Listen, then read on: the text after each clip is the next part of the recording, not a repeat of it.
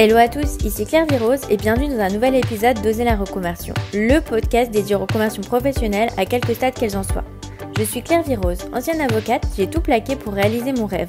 Je vous donne rendez-vous ici tous les lundis avec un nouvel invité pour à votre tour oser la reconversion.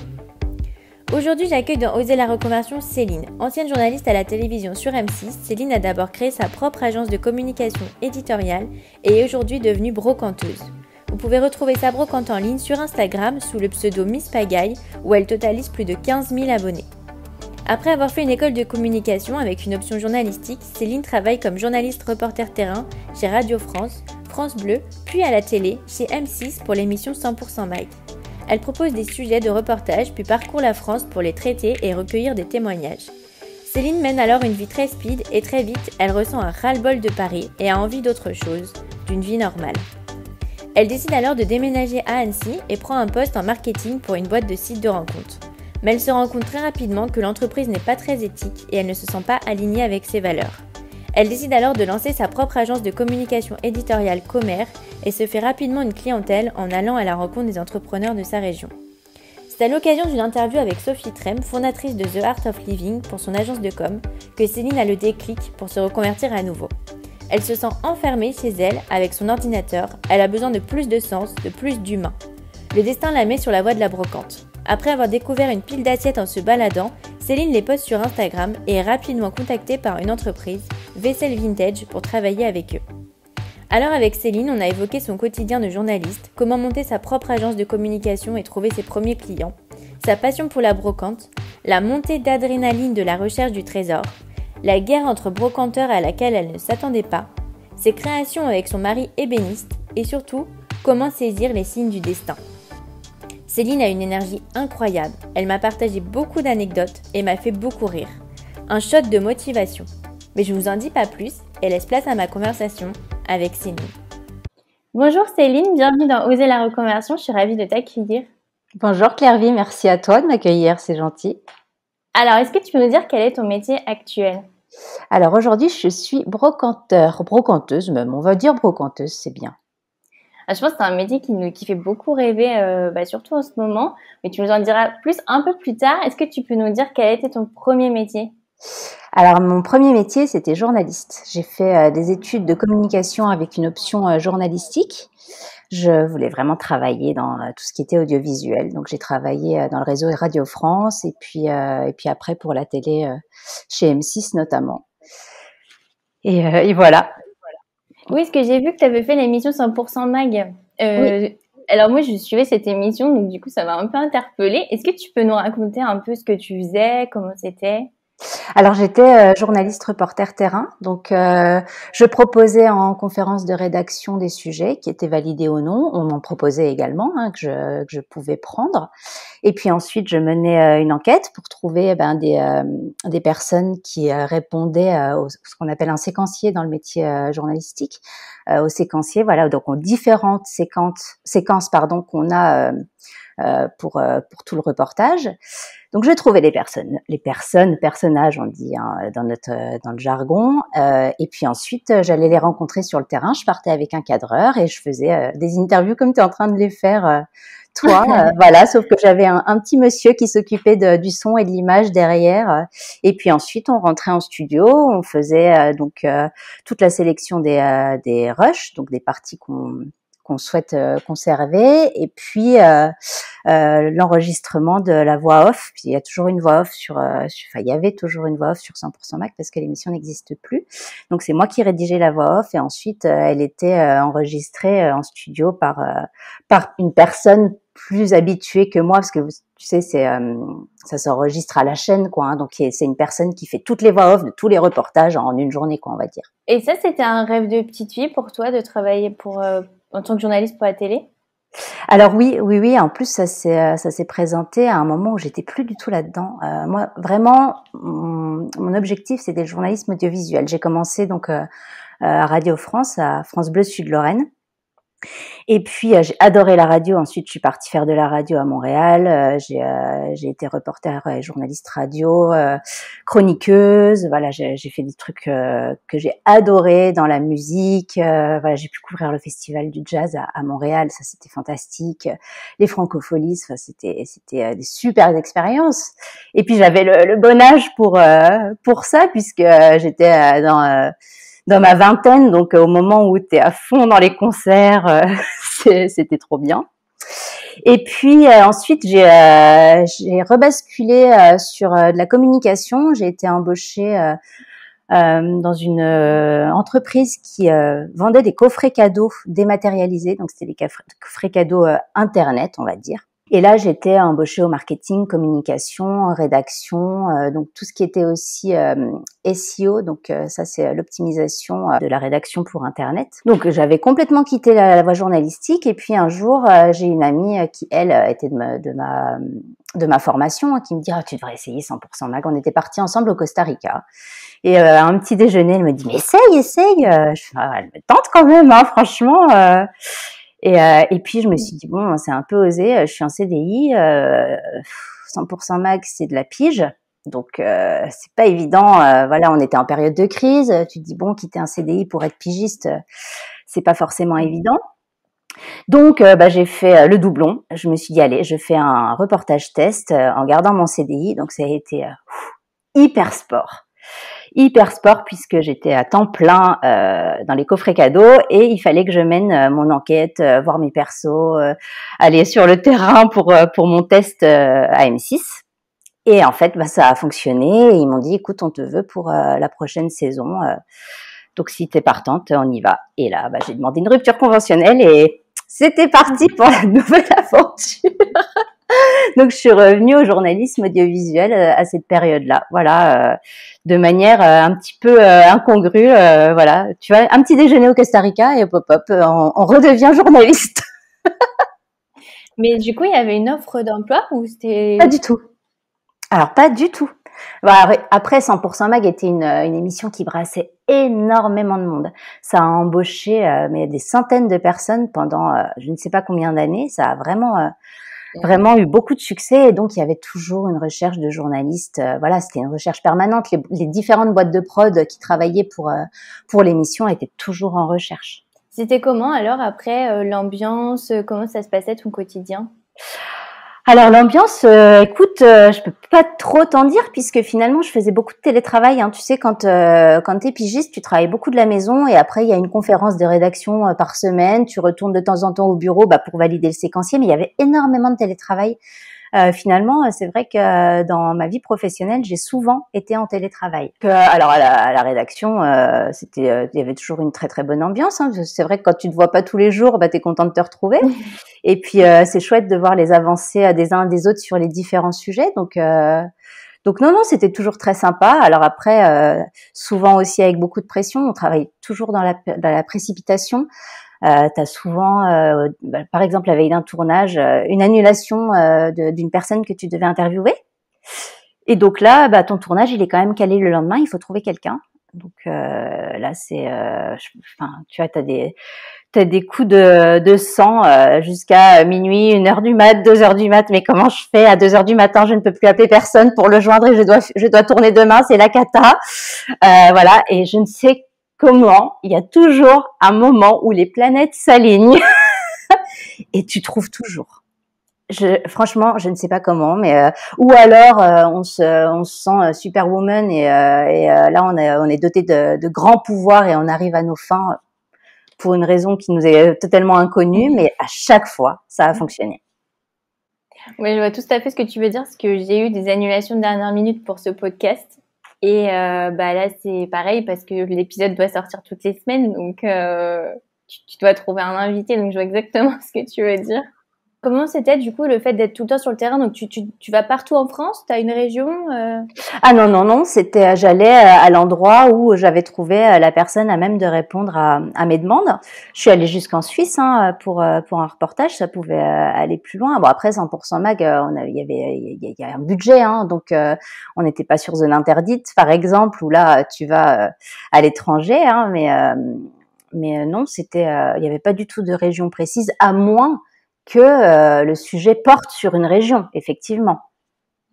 Voilà, mais sinon, non, c'était vraiment ouvert à tout le monde et à tout. Donc, le tout était de répondre au sujet et aux demandes de la production par rapport à ce sujet. T'as fait combien de temps là-bas et pourquoi ça s'est arrêté? J'ai fait une année, j'ai fait une saison et j'ai arrêté pas du tout par rapport enfin un peu par rapport à la profession aussi, mais surtout par rapport à Paris. Ça faisait 10 ans que j'étais sur Paris, je suis vosgienne d'origine et j'avais un ras-le-bol de Paris, mais vraiment. Au-delà du ras-le-bol de Paris, j'en avais marre, je pense, de vivre dans 25 mètres carrés. Voilà, j'avais envie d'autre chose, j'avais envie d'avoir des portes dans mon appartement, des pièces différentes, enfin tu vois, une vie un peu normale. Et puis quand ça s'est arrêté pour 100% Mac, je savais très bien ce qui allait en découler pour moi. Quand j'ai pris la décision d'arrêter, c'est que derrière, on partait sur du long, donc du zone interdite, du capital, ce genre de choses, et donc une carrière parisienne. Et moi, j'étais pas du tout partante pour ça, pas du tout. Donc j'ai préféré mettre un terme à tout ça. Qui plus est, je me suis mise avec mon conjoint à ce moment-là. On se connaît depuis toujours, hein, on est amis d'enfance, mais lui, il venait de rentrer d'un tour du monde en stop.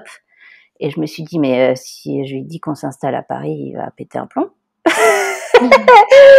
Et oui, j'ai vu juste, lui, il se voyait pas forcément vivre en France, moi non plus, d'ailleurs. Et je m'étais toujours dit que si je restais en France, ça serait en région Rhône-Alpes. Donc, du coup, on s'est dit, ok, banco, on essaye de trouver du boulot en région Rhône-Alpes. Donc, j'ai envoyé des CV un petit peu à tout va sur Lyon, Chambéry, Annecy. Et c'est Annecy qui a pris. J'ai trouvé un job sur Annecy. Donc, je revenais à la période marketing, communication. C'est dans cette activité-là que j'avais trouvé sur Annecy. Et puis en fait, on a déménagé, j'ai pris le job et je suis partie avant la fin de ma période d'essai. C'était une grande aventure. C'était un job dans les sites de rencontres. Et en fait, il s'est avéré qu'une fois sur place, il y avait des sites de rencontres et des choses qui éthiquement me collaient pas du tout à la peau. Donc oui. Voilà. Et toi, tu faisais quoi pour ça, du coup, le marketing? Marketing et rédactionnel, ouais. Et des choses, on m'avait demandé aussi de faire, il se lançait à l'époque sur un produit astrologie et on m'avait demandé de faire des thèmes astro. Donc j'étais Madame Irma de la boîte et non, c'était pas possible quoi. C'était juste pas possible, pas du tout dans mes cordes éthiques. Je faisais des thèmes astro qui valaient absolument rien et que derrière la boîte revendait très cher. Mon Dieu, si quelqu'un de la boîte m'écoute. Mais bon, c'est pas grave. En même temps, c'est la réalité, hein. Et donc non, c'était pas du tout moi, quoi. Pas du tout moi. Donc je suis partie au bout d'un mois et demi et là, je me suis dit bon, c'est bien. On est en région Rhône-Alpes, on est à Annecy. On connaît personne, on n'a pas d'amis, on n'a pas de famille ici et je n'ai plus de boulot. Et alors, pour trouver dans le journalisme à Annecy, c'était un petit peu plus limité. Donc, j'ai lancé ma boîte de communication. Écoute, j'ai dû arrêter en avril ou mai cette expérience-là dans les sites de rencontres. Et en août, je lançais Commer, mon agence de communication éditoriale. Donc, ça a été très rapide. Je me suis dit, plutôt que d'envoyer des CV à tout va, je vais créer mon job. Je serai qui plus est un peu plus alléchante si j'arrive avec quelque chose à proposer qu'avec quelque chose à quémander. Voilà. Donc, t'aurais pas pu continuer ton travail de journaliste via les régions, parce que finalement, comme tu dis que c'était souvent des reportages un peu partout, c'est pas possible de travailler, par exemple, du Rhône-Alpes pour 100% Mag? Après, tu sais, il y a des tarifs de défraiement. Hein. Donc, si déjà tu pars, je sais pas moi, d'un endroit, admettons, j'étais sur Nancy et il fallait faire le reportage en Auvergne. Bon, tu vois, ça faisait faire partir un cadreur de Paris, une journaliste de Nancy. Tu vois, c'est plus ça, c'est en ce sens-là. Et puis, le centre névralgique de tout ce qui est quand même presse audiovisuelle et Paris. Il y en a ailleurs, évidemment. Hein. Heureusement qu'il y a des antennes, mais bon, là, pour le coup, c'était quand même plus parisien. T'avais pas eu du mal quand t'as travaillé pour un site de rencontre aussi d'être salarié sur place, pas en télétravail Oh que si. Oh que si, effectivement, ça a été un retour à un bureau devant un ordinateur et ça a été super compliqué pour moi. Avec des horaires bien délimités. Mais bon, en soi, ça j'aurais pu me réadapter, tu vois. C'était pas le plus gros problème. Ça a été vraiment un souci d'éthique qui m'a fait partir de cette boîte. C'était absolument pas possible. Après, je ne regrette absolument pas puisque ça m'a mis le pied à l'étrier pour me lancer dans l'aventure entrepreneuriale. Et franchement, mais merci quoi, merci. J'y étais quelque part avec les piges, parce que finalement, t'es à ton compte quand t'es pigiste. Hein. Si le reportage sort pas, tant pis pour toi quoi. Donc voilà, ça s'est vraiment fait par étapes si tu veux. Voilà, il y a eu la pige, ensuite mon agence de com. Alors j'ai eu la chance aussi d'avoir un premier client déjà tout fait avec mon agence commerce, puisque mon frère est développeur et programmeur de sites Internet, donc ça faisait déjà un moment qu'on travaillait ensemble sur des projets et que je le faisais, si tu veux, en dilettante. Et là, il m'a dit, écoute, si tu lances vraiment ton activité, je serai ton premier client et on y va, quoi. Ah, cool. Alors, on y va. Et puis j'ai eu aussi cette chance d'être à Annecy et de ne connaître personne, justement. Donc, je n'ai pas eu le choix que d'aller au-devant des gens. J'étais à tous les rendez-vous de la CCI pour tout ce qui était réseau professionnel, réunion d'entrepreneurs. Je me suis inscrite dans des réseaux pro. Voilà, j'avais pas le choix que de rencontrer du monde. Donc, si tu veux, t'es proactif, quoi. Obligatoirement. Qu'est-ce que tu faisais exactement dans ton agence de com? Ça consistait en quoi tous tes domaines? Alors je le fais encore puisque j'ai gardé l'agence de com. J'ai toujours des choses, mais en fait je faisais tout ce qui se rédige. Ça allait de l'article de blog à des storytelling. J'ai fait aussi des séquenciers. Je suis revenue aussi à l'audiovisuel, donc des voix off de séquenciers et de reportages pour des petits reportages d'entreprise. Voilà. Donc je travaillais avec une boîte de prod sur Annecy qui faisait voilà, du reportage professionnel, et donc j'écrivais les voix off. J'ai fait des spots radio, voilà, donc la rédaction des scénarios pour les spots radio, beaucoup de SEO encore, hein, j'ai fait beaucoup de rédactionnel optimisé pour le net. Voilà, c'était vraiment, si tu veux, commerce, c'est un regroupement de tout ce que j'avais pu faire jusque-là. Je me suis dit, bon, bah voilà, moi j'ai fait de l'audiovisuel, j'ai toujours écrit, que ce soit, si tu veux, quand tu es en radio, même si c'est quelque chose que tu dis dans un micro, tu le rédiges avant. Donc, j'avais fait cette écriture audiovisuelle, voilà, c'était écriture orale. J'avais fait du SEO avec les coffrets cadeaux, avec de l'écriture optimisée pour le net. J'avais fait de l'écriture de voix off pour des sujets et reportages audio. Voilà. Donc, je me suis dit, bon, bah voilà, c'est communication éditoriale, je suis là. Et puis, après, effectivement, de l'article de presse lambda, du publi rédactionnel, voilà. Tout ça était enveloppé dans commerce. Et l'est toujours. Est-ce que tu peux donner des conseils aux auditeurs qui voudraient se lancer et qui sont à la recherche de clients, comment faire Alors, quand on se lance, effectivement, il faut sortir de chez soi. Alors, c'est pas forcément la meilleure période pour le faire. C'est vrai que là, on est un petit peu enfermé dans nos murs depuis 1 an, mais surtout l'envoi de mails, les coups de téléphone, ça peut payer, mais par rapport à une rencontre de visu, absolument pas. Vraiment, les personnes, elles se souviennent des gens qu'elles ont eu en face d'elles. Donc, il faut aller au-devant des gens, il faut les rencontrer. Moi, je conseille toujours quelle que soit la profession dans laquelle on veut se lancer, je conseille aux gens de faire ce que tu fais, des interviews. Si tu veux être DRH dans une boîte, contacte des DRH de société en disant bonjour, je me présente, je suis un tel, j'ai lancé un blog sur des professions des ressources humaines, je serais intéressée pour vous interviewer. Et donc là, tu rencontres la personne, elle est ravie puisqu'elle va parler d'elle. La plupart du temps, quand tu demandes à quelqu'un une interview, elle te dit oui. C'est dans 95% des cas, la personne te répondra par la positive. Les gens aiment parler de leur vécu, de leur activité. voilà, ça leur fait plaisir, surtout des DRH à qui on demande jamais de le faire, tu vois. Il y a des personnes, voilà, une blogueuse, elle est souvent sollicitée pour être interviewée.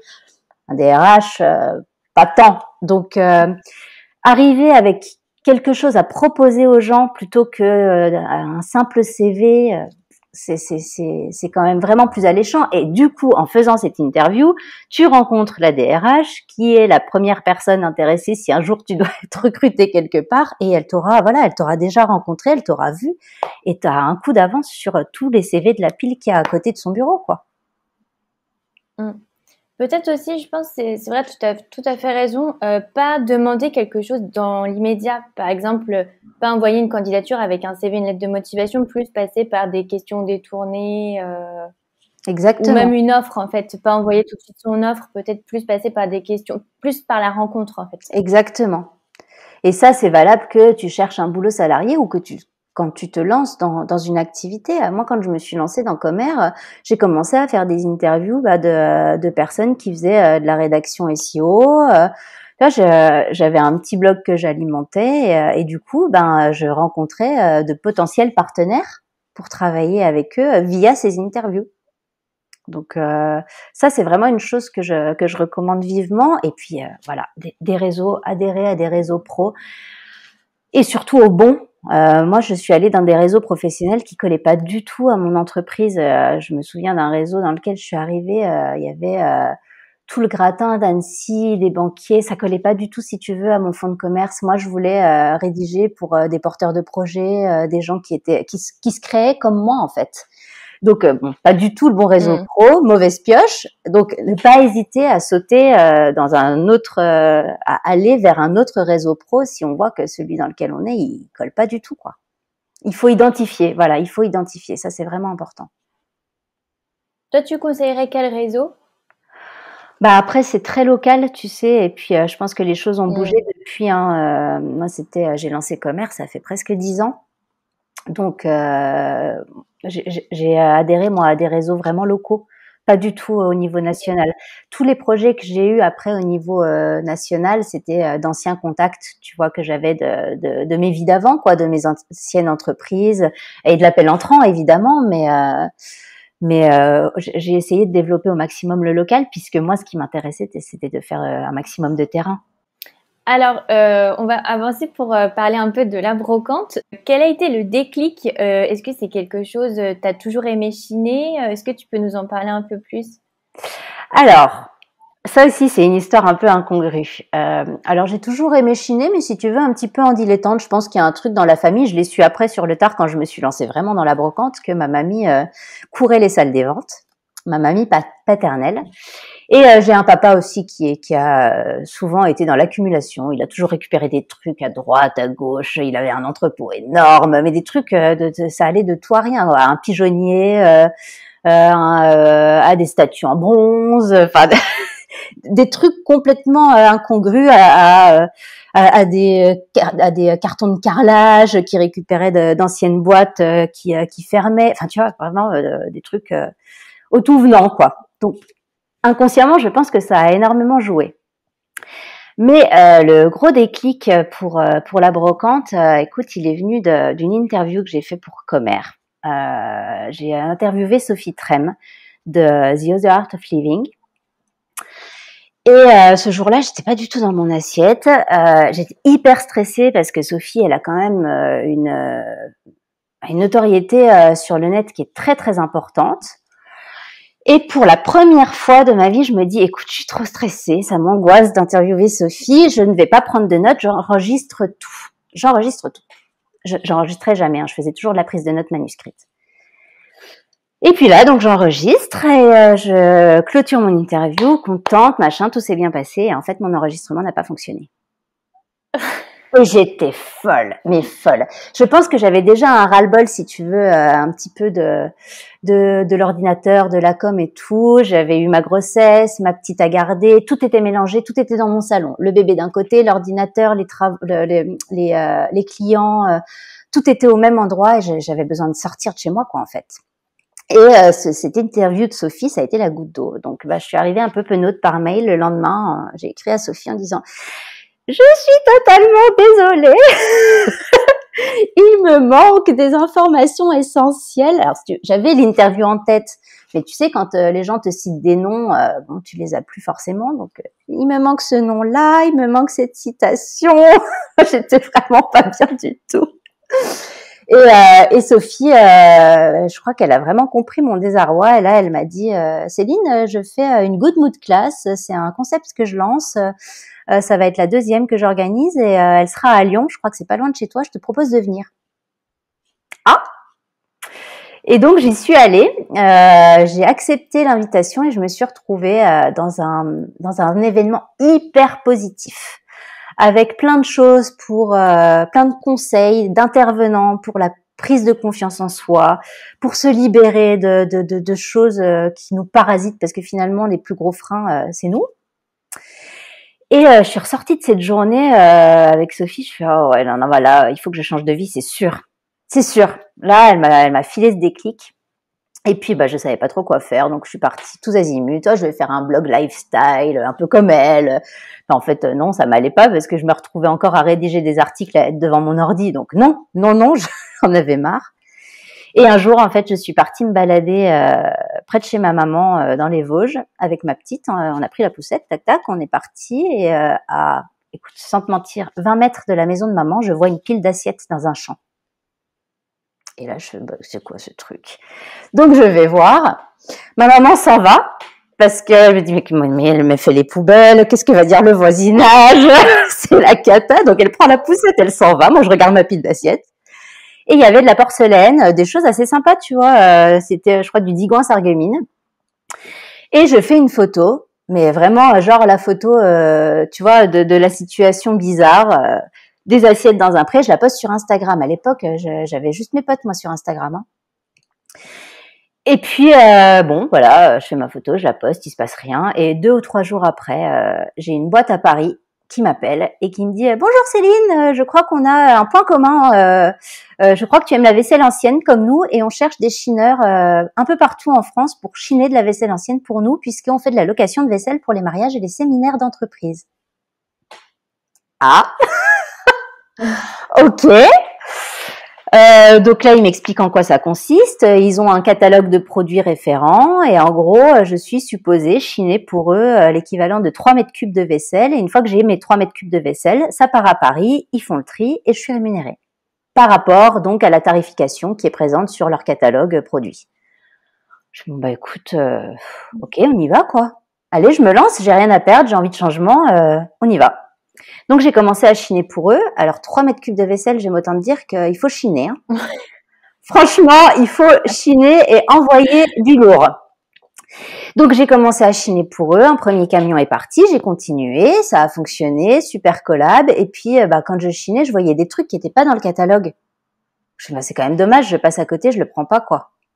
Donc, j'ai commencé à prendre un truc, une chaise, une table, un machin. Et puis, à les mettre en vente, moi. De mon côté, en plus, on m'avait toujours dit, c'est vrai, quand tu crées ta boîte, il ne faut jamais avoir un client qui remplit plus de 40% de ton chiffre d'affaires. Et là, je me suis dit, bon, alors je n'ai qu'un seul client au niveau de la brocante. Ça va pas du tout. Il fait 100% de mon chiffre d'affaires puisque je me lançais. Donc, ça va pas. Donc, il faut que je fasse autrement. Et j'ai commencé à vendre d'autres choses de mon côté, tout en chinant pour eux. Voilà. Et ça a glissé comme ça. Et Miss Pagaille s'est complètement imposée à moi. Mais c'est incroyable. Du coup, je savais même pas que ça existait comme ça, un système un peu centralisé. Ça existe pour tout type d'affaires? Alors écoute, je ne sais pas. Eux, en tout cas, ils étaient c'est Vaisselle Vintage à Paris. Hein, ils sont très réputés. Eux, ils fonctionnaient pour la vaisselle et la petite déco, tu vois, petit mobilier déco. Et parce que eux, après, ils faisaient de la location. Donc, ils avaient besoin d'un stockage énorme, si tu veux. C'est sûr que si tu as 15 mariages le même week-end, des mariages de 150 personnes, on a du mal à s'imaginer ça cette année. Mais pour faire de jolies tables, tu vois, sur une belle table, tu as toujours 3-4 verres, tu as plusieurs assiettes de présentation. Enfin, voilà, ça va vite. Donc, si tu as 15 mariages le même week-end, eux, ils avaient besoin d'un stock énorme. Qui plus est, il y a toujours de la casse. Donc, de la casse, de l'usure. Hein, la vaisselle, elle passe dans dans des lave-vaisselle industriels, donc les dorures peuvent s'effacer. Donc une assiette un peu effacée, tu peux plus la présenter sur une table de mariage. Donc ils avaient besoin d'un stock incroyable.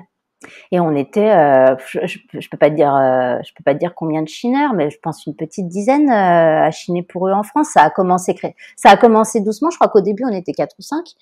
Et puis après ça allait crescendo puisque l'entreprise a pris de l'importance aussi sur Paris.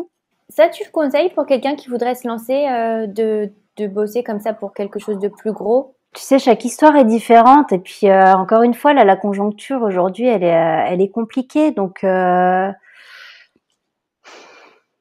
je conseillerais aujourd'hui d'essayer de se débrouiller tout seul, plus. Tu vois, on n'est jamais mieux servi que par soi-même. Aujourd'hui, si tu bosses pour un gros et que le contrat s'arrête du jour au lendemain, tu vois, là, avec ce qui s'est passé, Vaisselle Vintage a arrêté la Chine auprès de ses chineurs en France, ce qui est tout à fait normal puisque leur activité s'est mise un peu en stand-by. Ça reprendra évidemment et c'est tout ce que je leur souhaite et le plus rapidement possible. Mais si je n'avais eu que comme client comme au début, mon affaire elle aurait périclité direct en fait. Donc je suis contente d'avoir commencé finalement ma route un peu toute seule. Après voilà, je souhaite que ça recommence avec Vaisselle Vintage. C'était une super collab et voilà, je suis toujours en contact avec eux. Donc voilà, je leur souhaite que ça reprenne et vraiment avec une grosse activité au redémarrage, puisque c'est une super boîte et qu'ils ont vraiment bossé. Ils sont très bien montés et très vite et voilà, ils ont fait les choses de manière intelligente, donc je leur souhaite vraiment que ça continue. Tu vends sur Instagram, sur Etsy aussi, j'ai vu. Est-ce que tu fais aussi des marchés? Alors, Etsy, j'y suis plus beaucoup, pour tout te dire. J'avais lancé la boutique Etsy au tout début parce que c'est toujours rassurant pour les personnes, si tu veux, d'avoir une boutique en ligne, un moyen de paiement en ligne, etc., d'avoir un support. Et puis ça m'offrait de la visibilité aussi, puisque les gens pouvaient trouver mes produits via Etsy. Donc j'étais visible à l'international. Aujourd'hui, Etsy, je l'ai éliminé entre guillemets puisque les gens me contactent par Instagram. Si tu veux, il y a eu une période où les gens me contactaient par Instagram et je les renvoyais sur Etsy pour payer. Donc c'était un peu idiot parce que j'avais le contact direct avec eux et je payais une commission à Etsy pour la vente. Donc maintenant, voilà, la communauté Instagram a grossi. J'ai vraiment travaillé très dur pour avoir une communauté qui me suive et qui soit réelle. Voilà, tu vois, une vraie communauté, pas de fake. J'ai jamais utilisé de robots, de machin. Les presque 15 000 abonnés, là, je suis allée les chercher à force de travail, de posts, de photos, de stories. Voilà, il y a rien eu d'autre que de l'acharnement au travail. Donc, je sais que j'ai une communauté qui est fidèle et aujourd'hui, je fonctionne comme ça. À terme, vraiment, j'adorerais pouvoir créer ma propre boutique en ligne, mais ça demande beaucoup de temps. Et aujourd'hui, du temps, j'en manque. Il faut chiner, il faut retaper, il faut expédier, il faut entretenir le lien avec la communauté, répondre aux demandes. Je fais beaucoup de kilomètres pour chiner, je retape énormément. Tu as dû le voir sur les choses. Tout ce que je vends a été remis en état avant de partir chez le client. Et si ça ne l'a pas été, généralement, ça part pas de chez moi, quoi. Donc, si c'est pas en bon état, ça ne part pas de chez moi et c'est pas mis en vente. Donc oui, je refais et voilà, tout ça c'est beaucoup de temps. Donc après, avoir une boutique en ligne, ça nécessite de créer des fiches produits. Enfin, tu vois, c'est tout l'administratif qu'il y a derrière et le temps passé à créer les fiches produits, mettre en ligne, etc. Instagram nous permet d'être quand même assez rapide dans la mise en ligne d'un produit et puis d'avoir une bonne visibilité aussi. Donc pour moi c'est idéal. Maintenant je sais qu'Instagram va pas forcément durer ad vitam aeternam et qu'il faut pas que je mette tous les œufs dans le même panier. Donc je trouverai une manière à un moment de basculer sur autre chose aussi, mais pour l'instant en tout cas c'est un très bon support pour moi. Oui, ça c'est un super conseil parce que c'est vrai que souvent je reçois des invités qui disent qu'il faut se lancer sur Instagram et c'est vrai, je trouve que c'est génial parce que quelle que soit sa passion, ça permet de créer des contacts, se créer un peu un portfolio aussi. Et c'est vrai que je pense qu'il faut pas mettre tous ses œufs dans le même panier parce qu'Instagram va pas forcément très bien et c'est pas bon comme d'avoir un seul client, c'est pas bon d'avoir qu'un seul réseau social parce qu'on sait jamais ce qui peut se passer en fait. Exactement, exactement. Quand tu as commencé en tant que brocanteuse, qu'est-ce qui t'a le plus plu et qu'est-ce qui a pu t'étonner, que tu as pu trouver difficile, auquel tu t'attendais pas forcément? Alors, ce qui m'a le plus plu, c'est cette quête du trésor, tu sais, des montées d'adrénaline, retrouver aussi du travail sur le terrain, ça c'est génial.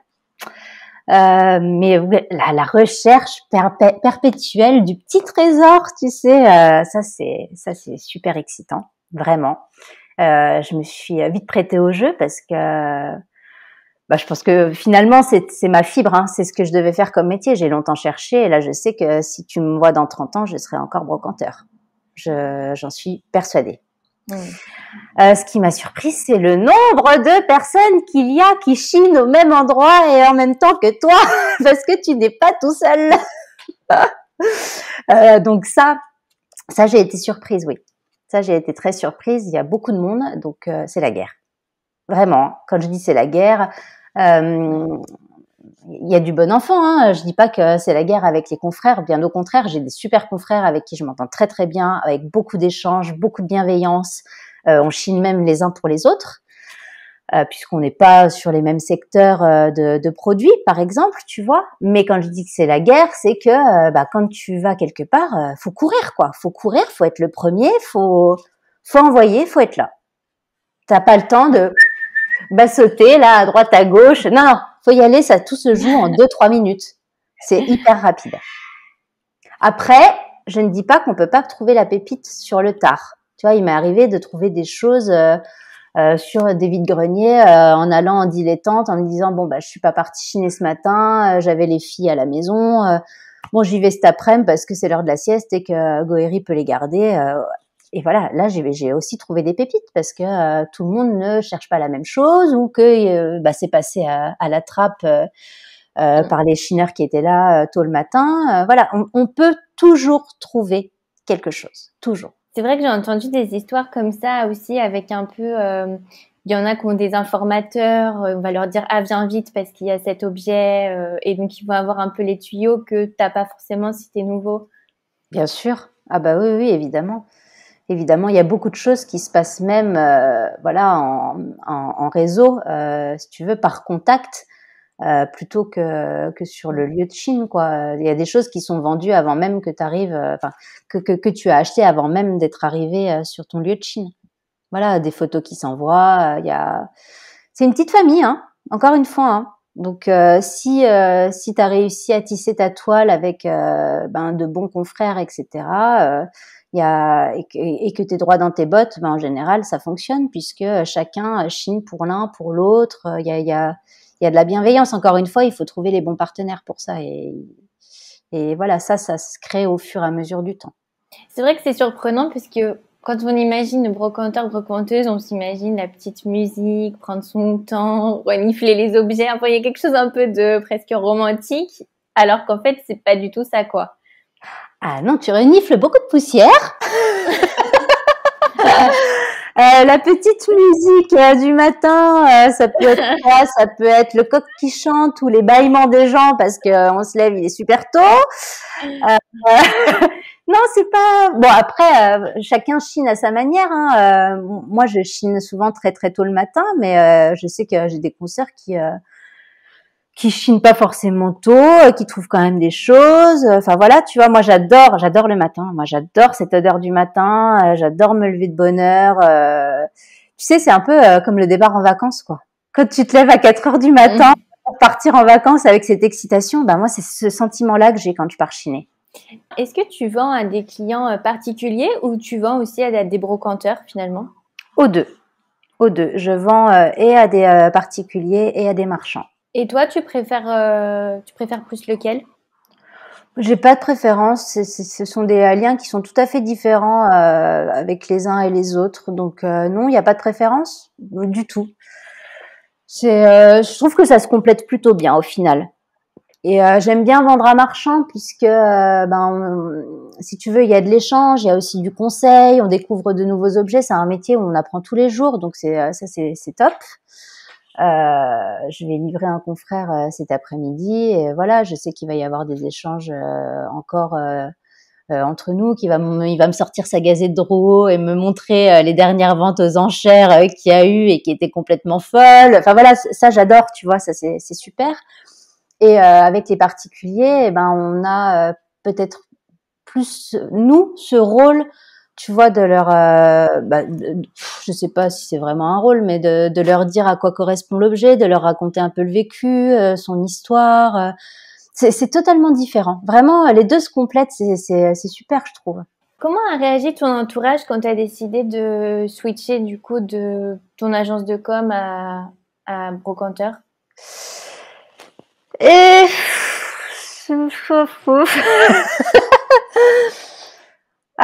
comment dire? On a trouvé ça un peu osé. Maman trouvait ça un peu olé olé, évidemment. Bon, maman, elle a toujours un peu peur du changement, donc maintenant elle s'est dit mais t'as eu raison, c'est super. Mais bon, sur le coup, c'était mais qu'est-ce qu'elle fait encore? C'est pas possible. Et en plus, c'est à cause de la pile d'assiettes à la sortie de chez moi. Mais non, aujourd'hui, elle voit bien que je suis à fond dans mon truc. Bon, papa, il a toujours été, bon, vous êtes grand, faites comme vous voulez, tu vois. Mais maman était plus anxieuse, forcément. En même temps que ce soit la brocante ou autre chose, elle aurait été anxieuse. C'est toujours très angoissant d'avoir un enfant qui se met à son compte. Parce que on sait pas de quoi demain sera fait quand on est à notre compte. Et puis tu sais, c'est une génération qui est quand même très CDI. Le CDI, c'est le Graal. Alors que moi, le CDI, c'est le boulet au pied, quoi. Pour revenir aux réactions de ton entourage, j'ai vu que ton mari était ébéniste. Est-ce que tu penses que ça a joué dans ta reconversion? Quelle influence ça a eu? Oui, forcément, ça a dû jouer. Alors Goëri, lui, il monte sa société, ça fait 1 an et demi. Il a toujours travaillé le bois. Il a travaillé, il était dans la charpente. Voilà. Après, il a fait pas mal de boulot en intérim, mais il savait qu'un jour ou l'autre, il reviendrait au bois. Et donc on a fait tous nos meubles, tu vois. C'est nous qui avons fait nos meubles nous-mêmes. Quand on est arrivé sur Annecy, du coup, avec ma malheureuse expérience dans les sites de rencontres, lui, il était poseur de fenêtres. Il avait trouvé un boulot d'intérimaire en tant que poseur de fenêtres. Et un soir, il rentre en me disant mais j'en peux plus, je jette des magnifiques menuiseries, mais tous les jours, j'en mets des dizaines à la benne, des trucs moulés avec des belles crédences. Tu vois, il était dingue, quoi. Puis je pense que je suis aussi dingue que lui, donc je lui dis arrête de les jeter, ramène-les. On vivait dans 30 mètres carrés, Clairvy. Donc il a commencé à me ramener des fenêtres moulées en bois, magnifiques, certes magnifiques. On a rempli la cave, et puis après on a rempli le salon, et puis après on s'est dit on en fait quoi? Parce que c'est bien beau de les récupérer, mais qu'est-ce qu'on fait de ce truc, quoi? Donc on a commencé à peindre et on se servait des fenêtres comme cadre, si tu veux. Donc on mettait nos toiles derrière les fenêtres. Donc on s'est amusé à faire des trucs comme ça. Alors, et puis après on s'est dit non, on va faire des meubles. Donc on a récupéré tous les montants de fenêtres et donc c'est un boulot de dingue. On a fait des collages et on a commencé à fabriquer des meubles. On a loué un atelier, on a pris une machine. On a une vraie machine à bois, tu vois, voilà, avec la raboteuse, la circulaire, tout ce qui va bien, quoi. Et on s'est lancé là-dedans. Alors un peu, voilà, tu vois, comme des jeunes qui savent pas trop ce qu'ils font. Alors Goëri savait manipuler les machines, fort heureusement, parce que je pense que j'aurais plus de doigts moi aujourd'hui, sinon. Donc c'est lui qui faisait le gros œuvre. Mais voilà, on s'est senti pousser des ailes, quoi. Et puis ça a commencé comme ça, et je pense que très honnêtement, on n'était pas du tout prêt à se lancer dans l'aventure entrepreneuriale, dans l'ébénisterie, lui non plus à ce moment-là. Mais ça a été une jolie expérience. Derrière, lui, il a eu une occasion pour rentrer à la SNCF. Il y est rentré, ça fait 5 ou 6 ans maintenant. Et en fait, grâce à la SNCF, aux avantages des grosses sociétés, il a pu faire une formation. Tu vois, il a un genre de FONGECIF. Et il a fait 1 an de formation en ébénisterie, là, à côté de chez nous, sur Vallière. Et là, ça a été, bon, allez, banco, la formation c'est chouette, mais maintenant c'est le métier que je veux faire. Donc si tu veux, oui, ça m'a poussée parce que on retapait déjà plein de choses. Nous, on avait fait tous nos meubles pour la maison avec nos fenêtres, avec nos fenêtres de récup. Et oui, j'étais déjà à fond là-dedans, dans la bricole. C'est là, si tu veux, que j'ai senti que j'avais envie de faire quelque chose de mes mains. Voilà, j'avais envie de travailler, de voir ce que je faisais, tu vois, de voir l'évolution entre un produit le matin et un produit le soir, toute sa transformation. En fait, c'était aux antipodes de ce que j'avais avec un écran et des textes, quoi. Quelque chose de palpable. Je voulais du palpable. Voilà le mot. Ouais, c'est vrai qu'en plus c'est une sensation qui est inégalable en fait, de voir en fait ce qu'on fait. Exactement. Et puis aussi, tu sais, cette sensation de redonner vie aux choses qui étaient destinées à aller au cimetière des encombrants, quoi, tu vois. Ça, c'est super. Nous, on n'est pas du tout matérialiste. Les gens me disent, mais comment tu fais pour vendre les objets que tu chines? Moi, vraiment, je m'en fiche. Je ne suis pas du tout attachée à l'objet. Il passe, il s'en va. Je m'en fiche royalement. On a beaucoup voyagé. On a voyagé avec des sacs à dos. Moi, j'ai vécu 3 ans à Paris en déménageant. Je faisais de la sous-loc. J'ai déménagé pendant 3 ans, juste un sac à dos. Je m'en fiche, tu vois.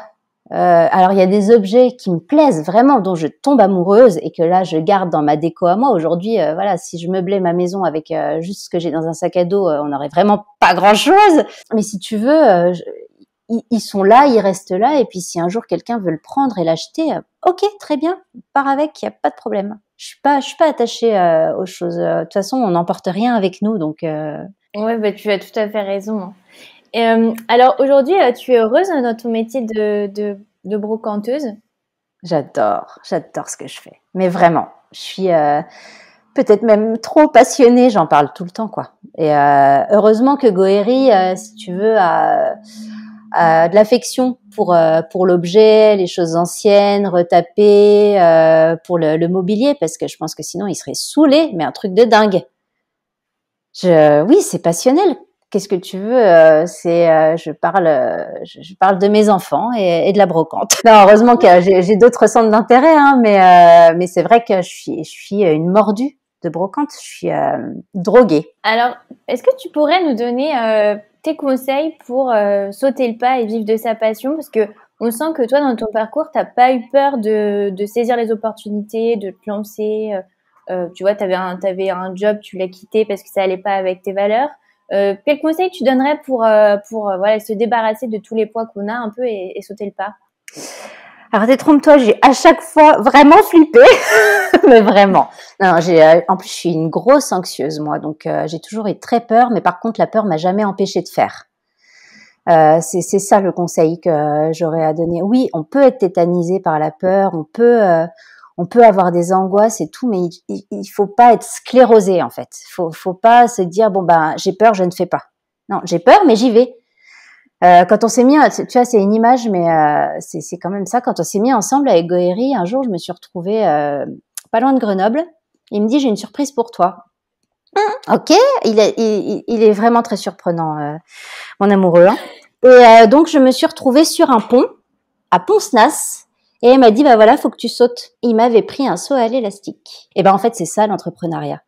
Il faut sauter. Même si on est mort de trouille, il faut se donner les moyens.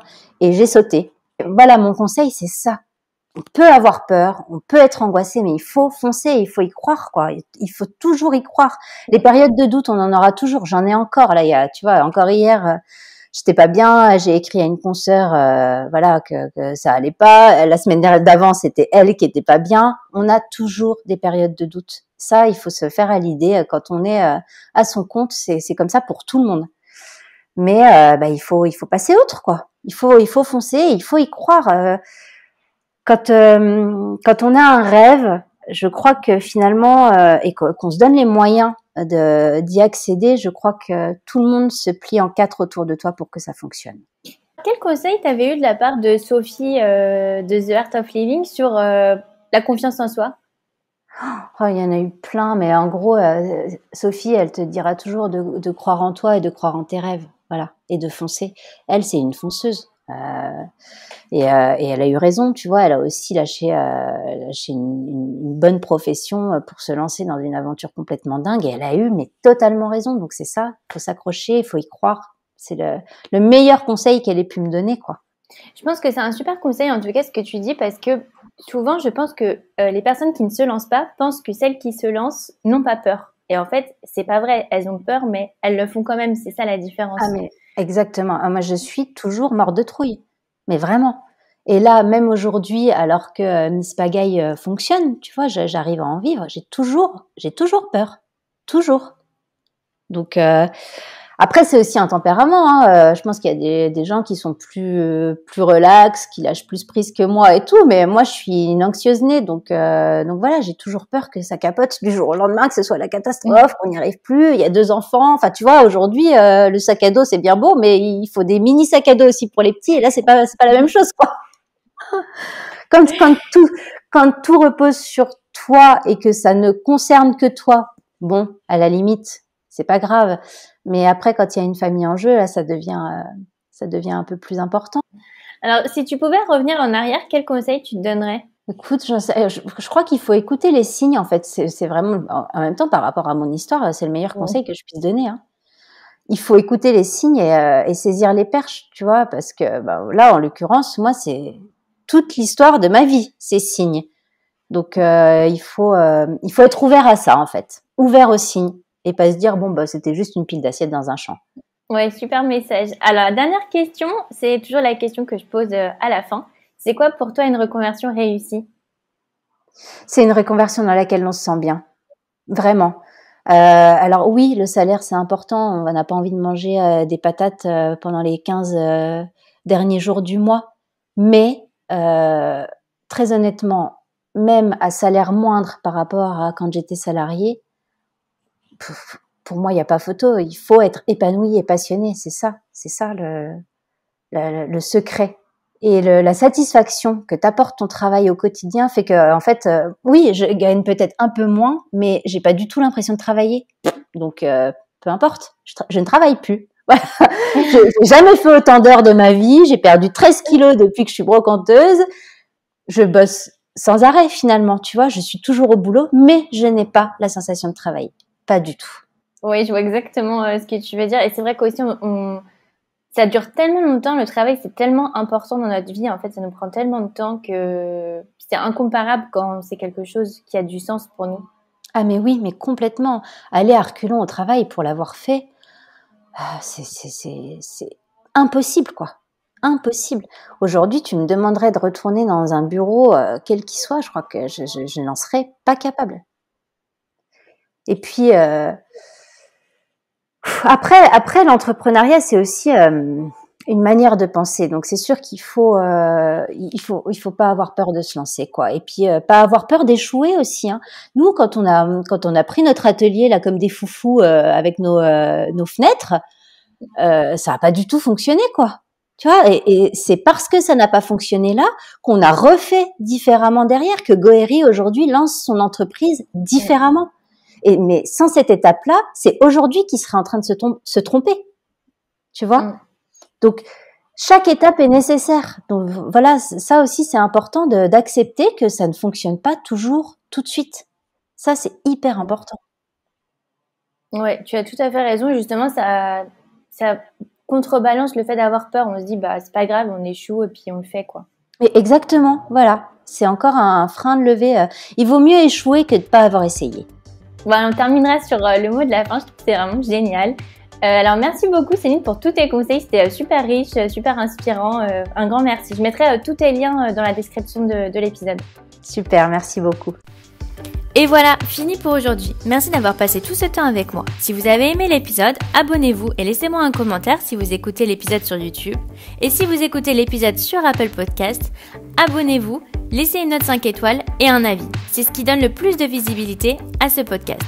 N'hésitez pas à en parler autour de vous et à partager l'épisode sur les réseaux sociaux pour aider un plus grand nombre à oser la reconversion. Si vous voulez prolonger la discussion, rejoignez le groupe Facebook du podcast, je vous mets le lien dans les notes de l'épisode. Ensuite, si vous cherchez toutes les notes avec les références, allez dans le détail du podcast. Si vous souhaitez devenir annonceur, me proposer un invité ou me poser vos questions, je serai ravie d'y répondre sur Instagram ou sur YouTube sous le pseudo Claire Virose ou par mail à l'adresse clairevirose@gmail.com.